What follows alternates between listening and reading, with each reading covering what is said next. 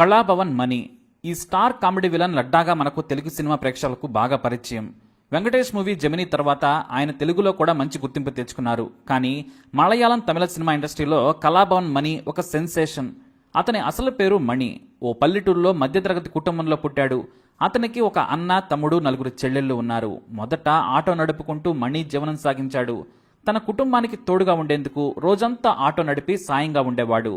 అయితే అతని అన్న రామకృష్ణకు నటనంటే పిచ్చి. ఒక సోదరి మంచి డాన్సర్. అదే సమయంలో తన అన్న ప్రోత్సాహంతో మణి తన టాలెంట్ కు పదును పెట్టాడు. మణికి అద్భుతమైన మిమిక్రీ టాలెంట్ ఉంది. మిమిక్రీ మాత్రమే కాదు, హావభావాలను కూడా వెరైటీగా పలికించడంలో మణికి సాటి లేరు. మలయాళంలోని అగ్ర నటులందరి వాయిస్ ని కూడా ఉన్నది ఉన్నట్లుగా ఫన్నీగా దించేసేవారాయన. మిమిక్రీకి హాస్యాన్ని జత చేసి భిన్నమైన ఎక్స్ప్రెషన్ తో కొద్ది రోజుల్లోనే ఆయన స్టార్ గా మారారు.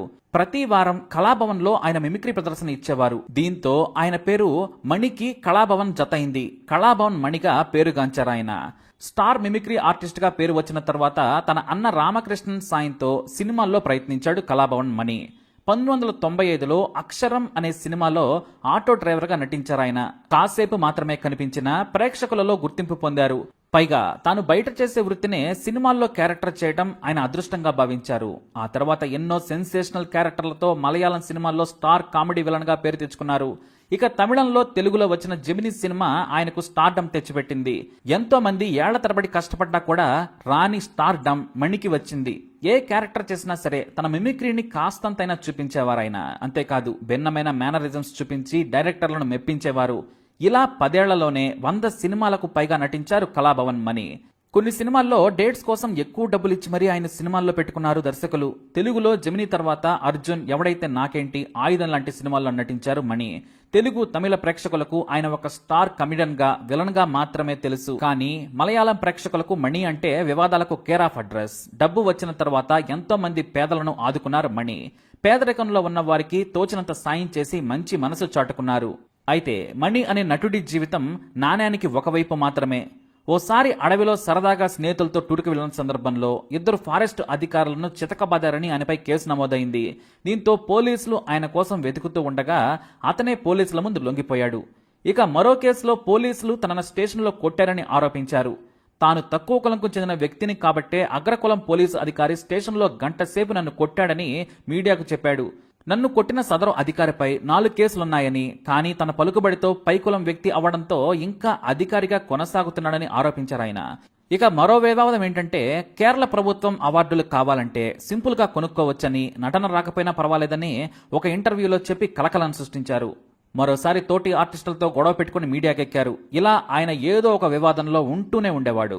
ఇక రోజు కూలి నుంచి లక్షలు, కార్లు, ఆస్తులు, సెలబ్రిటీ హోదా వచ్చిన తర్వాత కళాభవన్ మణి దారి తప్పాడని అతని మంచి కోరికనే సన్నిహితులు అంటారు.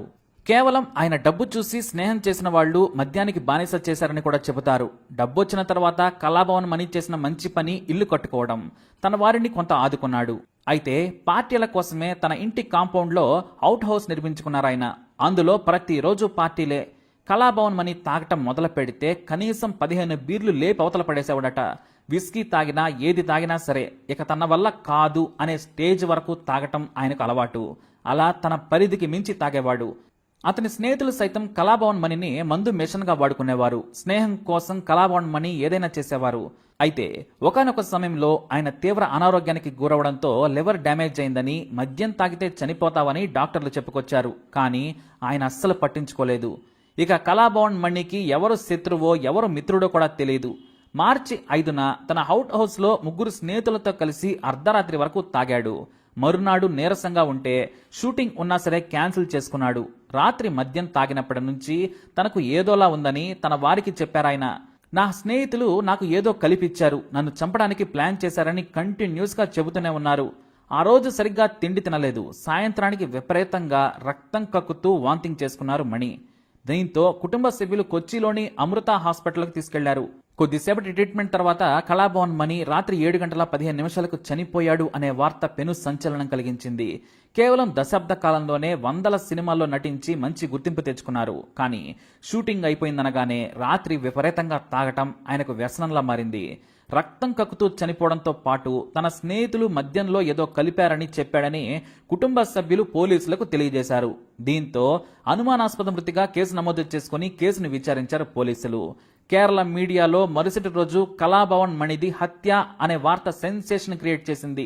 కుట్రపూరితంగా స్నేహితులు మద్యంలో ఏదో కలిపి తాగించారని, అతని దగ్గర లక్షల్లో డబ్బు తీసుకుని ఎగ్గొట్టేందుకు కుట్ర చేశారనే కథనాలు కూడా వచ్చాయి. దానికి తోడు 3 రోజుల తర్వాత వచ్చిన ఫోరెన్సిక్ నివేదిక మరింత సెన్సేషన్ క్రియేట్ చేసింది. ఫ్యాటీ లివర్ విపరీతంగా తాగటం వల్ల ఏర్పడింది. ఆయన ఎక్కువగా తన పరిధికి మించి తాగారు. అది కూడా చనిపోవడం కోసం. అంటే ఆత్మహత్యాయత్నంలో కూడా భాగమై ఉండొచ్చు. లేదంటే ఆ స్థాయిలో ఎవ్వరూ తాగరని డాక్టర్లు తెలియజేశారు. అందుకే లివర్ ఆయన ఆల్కహాల్ లిమిట్ ను కంట్రోల్ చేసే స్థాయి దాటిపోయింది. దీంతో రక్తం కక్కుని మరునాడు చనిపోయాడని ప్రాథమిక నివేదిక వచ్చింది. కానీ ఆ తర్వాతే అసలు ట్విస్ట్. ముందు రోజు తన స్నేహితులతో కలిసి విపరీతంగా తాగినట్లు పోలీసుల విచారణలో తేలింది. అవుట్ హౌస్ లోనే ఆయన తాగి పడిపోయాడు. కానీ కొచ్చి పోలీసులు రీజనల్ కెమికల్ ఎగ్జామినేషన్ ల్యాబొరేటరీలో క్షుణ్ణంగా అన్ని రకాల పరీక్షలు చేయించారు. అందులో పురుగులను, క్రిమికీటకాలను చంపేందుకు వాడే క్లోరిపైరిపాస్ రక్తంలో స్థాయిని మించి ఉందని తేలింది. దానికి తోడు మెథైల్ ఆల్కహాల్ విపరీతమైన పరిణామంలో ఉందని నివేదికలో తేల్చారు. క్లోరిపైరిఫాస్ కారణంగా ఆయన చనిపోయి ఉండొచ్చని నివేదికలో తేలింది. దీంతో ఆయనకు ఇన్సెక్టిసైడ్ ఎవరైనా కలిపి ఇచ్చారా అని ముందు రోజు కళాభవన్ మణితో కలిసి మద్యం తాగిన 3 స్నేహితులను అదుపులోకి తీసుకుని విచారించారు. అంతేకాదు ఆ రోజు రాత్రి తాగిన మద్యం సీసాలు, గ్లాసులను కూడా పరీక్షించినా ఎక్కడ కూడా ఆ విష పదార్థం ఆనవాళ్లు దొరకలేదు. ఇక కళాభవన్ మణి ఫ్రెండ్స్ మాత్రం తాము మద్యమే తాగామని, తమ ప్రాణ స్నేహితుడైన మణిని ఎందుకు చంపుకుంటామని కన్నీరు మున్నీరయ్యారు. అయినా నమ్మని పోలీసులు వారిపై పాలిగ్రాఫ్ టెస్టులు కూడా చేశారు. ఆ టెస్టుల్లో కూడా మణి స్నేహితుల నుంచి ఎలాంటి సమాచారం రాలేదు. చివరకు కేరళ ప్రభుత్వం ప్రజలకు ఉన్న అనుమానాలను తీర్చాలని కళాభవన్ మృతి కేసును సీబీఐకి కూడా అప్పగించింది. 2017లో సీబీఐ కళాభవన్ మణి కేసును టేక్ ఓవర్ చేసింది. దాదాపుగా 2 ఏళ్లు అన్ని రకాలుగా విచారణ జరిపారు. అమృత హాస్పిటల్ డాక్టర్లను కూడా సీబీఐ విచారించింది. తమ దగ్గరకు వచ్చే సమయానికే మణి 5 సార్లు రక్తంతో కూడిన వాంతులు చేసుకున్నట్లు చెప్పారు. లివర్ దెబ్బతినడం కారణంగానే అనారోగ్యం పాలైనట్లు చెప్పారు.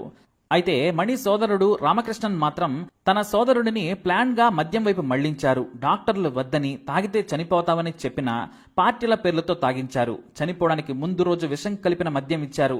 ఆ తర్వాత ఆధారాలను ధ్వంసం చేశారని సీబీఐకి చెప్పారు. అంతేకాక చనిపోవడానికి ముందు కూడా తన స్నేహితులు ఏదో కలిపిచ్చారు, నాకు ఏదోలా ఉంది, నన్ను ఏదో చేశారని చెప్పాడని కన్నీటి పర్యంతమవుతూ చెప్పారు రామకృష్ణన్. సినిమా ఛాన్సులు తగ్గిన తర్వాత తన ఇంటి కంటే ఫామ్ హౌస్ లోనే ఎక్కువగా గడిపేవారు మణి. కానీ ఎవరైనా ఫ్రెండ్స్ వస్తే మాత్రం తన ఫామ్ హౌస్ ఉన్న గ్రామం నుంచే మద్యం సీసాలు తీసుకెళ్లేవారట. కానీ ఆ రోజు అతని స్నేహితులే మద్యం తెచ్చినట్లు తేలడంతో అనుమానాలు మరింత పెరిగాయి. అయితే రక్తపు పరీక్షల్లో, లివర్ టెస్టుల్లో మళ్లీ పాత ఫలితాలే వచ్చాయి. అంతేకాదు మణిది హత్య కాదని, అసాధారణ కారణాల కారణంగా చనిపోయాడని తేల్చింది సీబీఐ. అదే విషయాలను కోర్టుకు కూడా తెలిపింది. పచ్చి కూరగాయలు తినడం వలన క్లోరిపైరిఫాస్ బాడీలో ఉంటుందని ఢిల్లీలోని ఎయిమ్స్ నుంచి, హైదరాబాద్లోని ఫోరెన్సిక్ నిపుణుల నుంచి ఫలితాలు విశ్లేషించింది. క్లోరిపైరిఫాస్ స్థాయి మనిషిలో కొంత స్థాయి వరకు ఉంటుంది. అంటే పచ్చి కూరగాయలతో పాటు సరిగ్గా కడగకుండా పెస్టిసైడ్ ఉన్న ఆహార పదార్థాలను తినడం వల్ల చేరుతుందన్నమాట. దానితో పాటు మెథైల్ ఆల్కహాల్ కూడా విపరీతంగా తాగడం వల్ల లివర్ పూర్తిగా చెడిపోయింది. ఇక లివర్ కు సంబంధించిన సిరాసిస్ వ్యాధి అడ్వాన్స్డ్ స్టేజ్ లో ఉంది. బీపీతో పాటు ఇతరత్రా వ్యాధులతో ఆయన బాధపడుతున్నారు. ఆ రోజు మద్యం స్థాయిని మించి తాగాడు కాబట్టి కళాభవన్ మణి చనిపోయాడు. అంతే తప్ప హత్య కానే కాదని సీబీఐ తేల్చింది. దీంతో కళాభవన్ మణి మరణంలో ఎలాంటి హత్య కోణం లేదని తేలిపోయింది. అలా కడు పేదరికం నుంచి వచ్చిన మణి తన ఆరోగ్యాన్ని కాపాడుకుని ఉంటే ఎన్నో అద్భుతమైన క్యారెక్టర్లు చేసేవారనలో సందేహమే లేదు. మణికి భార్య నిమ్మి, కూతురు ఉన్నారు. వాళ్ళెప్పుడు బయటకు వచ్చేవారు కాదు. కూతురంటే కళాభవన్ మణికి ప్రాణం. కానీ ఆమె కోసమైనా తాగుడు మానాలని భార్య బ్రతిమలాడినా అతను వినలేదు. పైగా చెడు స్నేహాలు ఆయన్ను అన్ని రకాలుగా దెబ్బతీశాయంటారు మణి సోదరుడు రామకృష్ణన్. కలిసి వచ్చిన అదృష్టాన్ని ఆయన చేజెతులా తన్నుకున్నారని కళాభవన్ మణి సన్నిహితులు మీడియాకు చెప్పారు. అయితే ఇక్కడ మరో ట్విస్ట్ ఇచ్చాడు అతని అన్న రామకృష్ణన్. ఓ ల్యాండ్ డీలింగ్ విషయంలో మాలీవుడ్ స్టార్ హీరో దిలీప్ కూడా ఇందులో పాత్రధారి అన్నట్టుగా అభిప్రాయపడ్డారు రామకృష్ణన్. కానీ ఆ తర్వాత అతనికి దీనికి సంబంధం లేదని తేలింది. ఆ న్యూస్ బయటకు రావడంతో అది కూడా సెన్సేషనల్ గా మారింది.